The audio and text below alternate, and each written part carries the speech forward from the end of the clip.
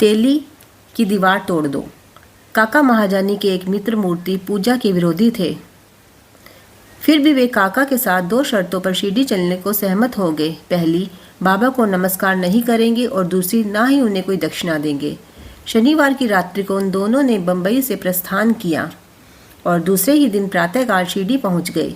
जैसे ही उन्होंने मस्जिद में पैर रखा, उसी समय बाबा ने उनके मित्र की ओर थोड़ी देर देखकर उनसे कहा कि अरे आइए श्रीमान, पधारिए, आपका स्वागत है। बाबा के बोलने का अंदाज कुछ विचित्र सा था और उनका स्वर प्राय उन मित्र के पिता के बिल्कुल अनुरूप ही था। तब उन्हें अपने कैलाशवासी पिता की स्मृति हो आई और वे आनंद विभोर हो गए। तब वे शीघ्र ही दौड़कर गए और अपनी सब प्रतिज्ञाएं भूलकर उन्होंने बाबा के श्री चरणों में अपना शीश झुकाया। बाबा ने काका से दोपहर में तथा विदा लेते समय 2 बार दक्षिणा मांगी, परंतु मित्र से एक शब्द भी न कहा।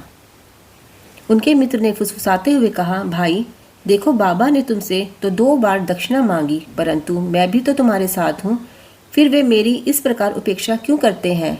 काका ने उत्तर दिया कि बेहतर तो यह होगा कि तुम स्वयं ही बाबा से पूछ लो। बाबा ने पूछा कि क्या कानाफूसी हो रही है? तब उनके मित्र ने कहा कि क्या मैं भी आपको दक्षिणा दूं? बाबा ने कहा कि यदि तुम्हारी इच्छा है तो तुम दक्षिणा दे सकते हो। तब उन्होंने 17 रुपये भेंट किए, जितने काका ने दिए थे। तब बाबा ने उन्हें उपदेश दिया कि अपने बीच जो तेली की दीवार भेदभाव है उसे तोड़ दो, जिससे हम परस्पर देखकर अपने मिलन का मार्ग सुगम बना सके। बाबा ने उन्हें लौटने की अनुमति देते हुए कहा कि तुम्हारी यात्रा सफल रहेगी। यद्यपि आकाश में बादल छाए हुए हैं, वायु वेग चल रही है, तो भी दोनों सकुशल बंबई पहुंच गए। घर पहुंचकर जब उन्होंने द्वार और खिड़कियां खोली तो वहां 2 मृत चमगादड़ पड़े देखे। एक तीसरा उनके सामने ही फुर करके खिड़की से उड़ गया। उन्हें विचार आया कि यदि मैंने खिड़की खुली छोड़ी होती तो इन जीवों के प्राण अवश्य बच गए होते, परंतु फिर उन्हें विचार आया कि ऐसा उनके भाग्यानुसार ही हुआ है और बाबा ने तीसरे की प्राण रक्षा हेतु हमें शीघ्र ही वहां से वापस भेज दिया। मुनक्के जो बीज रहित हो गए।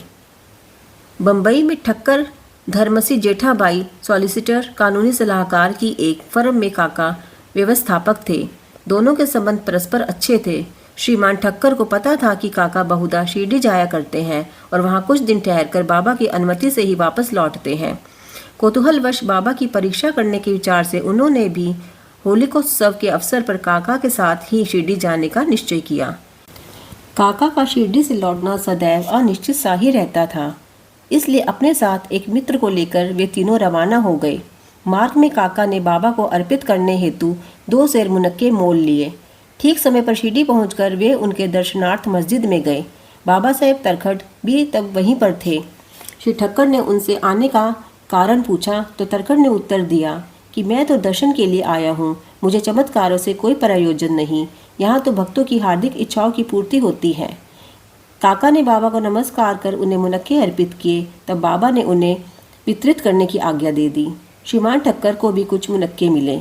एक तो उन्हें मुनक्के रुचिकर न लगते थे, दूसरे इस प्रकार अस्वच्छ खाने की डॉक्टर ने मनाही की थी, इसलिए वे कुछ निश्चय न कर सके और ना चाहते हुए भी उन्हें ग्रहण करना पड़ा और फिर दिखावे मात्र के लिए उन्हें मुंह में डाल लिया। लेकिन अब बीजों का क्या करें, क्योंकि मस्जिद के फर्श पर तो थूका नहीं जा सकता था, इसलिए उन्होंने वे बीज अपनी इच्छा के विरुद्ध अपने खीसे में डाल लिए और सोचने लगे कि जब बाबा संत है तो यह बात उन्हें कैसे अविदित रह सकती है कि मुझे मुनक्के ना पसंद है, फिर क्या वे मुझे इसके लिए मजबूर कर सकते हैं। जैसे ही विचार उनके मन में आया, बाबा ने उन्हें कुछ और मुनक्के दिए और उन्होंने खाए नहीं, बल्कि अपने हाथ में ले लिए। तब बाबा ने उन्हें खा लेने को कहा। उन्होंने आज्ञा का पालन किया और चबाने पर देखा कि वे सब निर्बीज थे। वे चमत्कार की इच्छा रखते थे, इसलिए उन्हें चमत्कार देखने को मिल गया। उन्होंने सोचा कि बाबा समस्त विचारों को तुरंत जान लेते हैं और मेरी इच्छा अनुसार ही उन्होंने उन्हें बीज रहित बना दिया है। क्या अद्भुत शक्ति है इनमें। फिर शंका निवारणार्थ उन्होंने तरखट से, जो समीप ही बैठे हुए थे और जिन्हें भी थोड़े मुनक्के मिले थे, पूछा कि किस किस के मुनक्के तुम्हें मिले। उत्तर मिला, अच्छे बीजों वाले।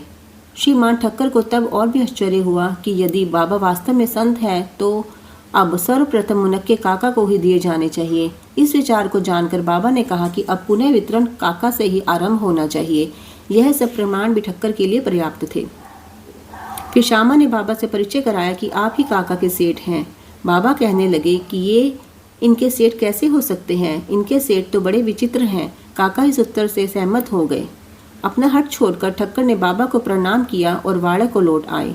मध्याह्न की आरती समाप्त होने के उपरांत ही वे बाबा से प्रस्थान करने की अनुमति के लिए मस्जिद में आए।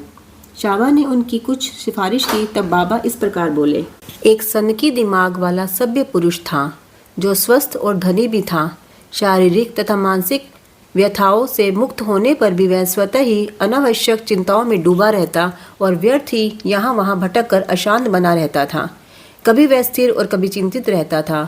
उसकी ऐसी स्थिति देखकर मुझे दया आ गई और मैंने उससे कहा कि कृपया आप अपना विश्वास एक इच्छित स्थान पर स्थिर कर ले, इस प्रकार व्यर्थ भटकने से कोई लाभ नहीं। इन शब्दों से ठक्कर की समझ में तुरंत आ गया कि यह सर्वथा मेरी ही कहानी है। उनकी इच्छा थी कि काका भी हमारे साथ ही लौटे। बाबा ने उनका ऐसा विचार जानकर काका को सेठ के साथ ही लौटने की अनुमति दे दी। किसी को विश्वास न था कि काका इतनी शीघ्र शिरडी से प्रस्थान कर सकेंगे। इस प्रकार ठक्कर को बाबा द्वारा विचार जानने का एक और प्रमाण मिल गया। तब बाबा ने काका से 15 रुपये दक्षिणा मांगी और कहने लगे कि यदि मैं किसी से 1 रुपया दक्षिणा लेता हूँ तो उसे 10 गुना लौटाया करता हूँ। मैं किसी की कोई वस्तु बिना मूल्य नहीं लेता और ना प्रत्येक से मांगता ही हूँ। जिसकी ओर फकीर संकेत करते हैं उससे ही मैं मांगता हूँ, और जो गत जन्म का ऋणी होता है उसकी ही दक्षिणा स्वीकार होती है। इन शब्दों को सुनकर श्री ठक्कर ने भी अपना संकल्प भूलकर बाबा को 15 रुपये भेंट किए। उन्होंने सोचा कि अच्छा ही हुआ जो शिरडी आ गया, यहाँ मेरी सब शंकाएं दूर हो गई और मुझे बहुत कुछ शिक्षा प्राप्त हो गई। ऊदी से अनिद्रा रोग की निवृत्ति। बांद्रा के कायस्थ प्रभु अनिद्रा रोग के कारण अस्वस्थ हो गए। जैसे ही वे सोने लगते, उनके स्वर्गवासी पिता स्वप्न में आकर उन्हें बुरी तरह गालियां देते हुए दिखने लगते थे। इससे निद्रा भंग हो जाती और रात्रि भर अशांति महसूस करते थे। हर रात्रि को ऐसा ही होता था, जिससे वे किंकर्तव्य विमूढ़ हो गए। एक दिन बाबा के एक भक्त से उन्होंने इस विषय में परामर्श किया। उसने कहा कि मैं तो संकट मोचन सर्व पीड़ा हर ऊदी को ही इसकी रामबाण औषधि मानता हूँ, जो शीघ्र ही लाभदायक सिद्ध होगी। उन्होंने ऊदी की एक पुड़िया देकर कहा कि इसे शयन के पूर्व माथे पर लगाकर अपने सिरहाने रखो। फिर तो उन्हें निर्विघ्न निद्रा आने लगी। यह देखकर उन्हें महान आश्चर्य और आनंद हुआ। यह क्रम चालू रखकर वे अब साईं बाबा का ध्यान करने लगे। बाजार से उनका एक चित्र लाकर उन्होंने अपने सिरहाने के पास लगाकर उनका नित्य पूजन करना प्रारंभ कर दिया। प्रत्येक गुरुवार को वे हार और प्रसाद चढ़ाने लगे। वे अपूर्ण स्वस्थ हो गए। बाबा का कृपा प्रसाद। बालाजी पाटिल नेवासकर बाबा के परम भक्त थे। दिन में जिन रास्तों से बाबा निकलते थे उन्हें वे प्रातःकाल ही उठकर झाड़ू लगाकर स्वच्छ रखते थे। इनके पश्चात वह कार्य बाबा की एक परम भक्त महिला राधा कृष्ण माई ने किया और फिर अब्दुल ने। बालाजी जब अपनी फसल काट कर लाते तो वे सब अनाज उन्हें भेंट कर दिया करते थे। उसमें से जो कुछ बाबा उन्हें लौटा देते उसी से वे अपने कुटुंब का भरण पोषण किया करते थे। यह क्रम अनेक वर्षों तक चला और उनकी मृत्यु के पश्चात भी उनके पुत्र ने इसे जारी रखा। बालाजी की पहली बरसी पर जितने लोगों का भोजन बनाया गया था उससे तिगुने लोग भोजन के समय एकत्रित हो गए। यह देख श्रीमती नेवासकर किंकर्तव्य विमूढ़ सी हो गई। उन्होंने सोचा कि यह भोजन सबके लिए पर्याप्त न होगा और कहीं कम पड़ गया तो कुटुंब का अपयश होगा। तब उनकी सास ने उनसे संतावनापूर्ण शब्दों में कहा कि चिंता ना करो, यह भोजन सामग्री हमारी नहीं, यह तो श्री साईं बाबा की है। प्रत्येक बर्तन में ऊदी डालकर उन्हें वस्त्र से ढक दो और बिना वस्त्र हटाए सबको परोस दो, वही हमारी लाज बचाएंगे। परामर्श के अनुसार ऐसा ही किया गया। भोजनार्थियों के तृप्तिपूर्वक भोजन करने के पश्चात भी भोजन सामग्री काफ़ी बची देखकर उन लोगों को महान आश्चर्य और प्रसन्नता हुई। सर्प के रूप में साईं बाबा। शिरडी वासी रघु पाटिल एक बार नेवासे के बालाजी पाटिल के पास गए, जहाँ संध्या को उन्हें ज्ञात हुआ कि सांप फुफकारता हुआ गौशाला में घुस गया है। यह घटना बालाजी के जीवित रहते समय घटित हुई थी। सभी पशु भयभीत होकर भागने लगे। घर के लोग भी घबरा गए, परंतु बालाजी ने सोचा कि श्री साईं ही इस रूप में यहाँ प्रकट हुए हैं। तब वे एक प्याले में दूध ले आए और निर्भय होकर इस सर्प के सम्मुख रखकर उसको इस प्रकार संबोधित कर कहने लगे कि बाबा, आप फुफकार कर शोर क्यों कर रहे हैं? क्या आप मुझे भयभीत करना चाहते हैं? यह दूध का प्याला लीजिए और शांतिपूर्वक पी लीजिए। ऐसा कहकर वे बिना किसी भय के उसके समीप ही बैठ गए।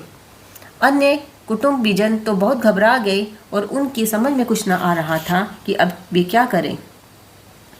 थोड़ी देर में ही सर्प अदृश्य हो गया और किसी को पता ही ना चला कि वह कहाँ गायब हो गया। ओम साई राम।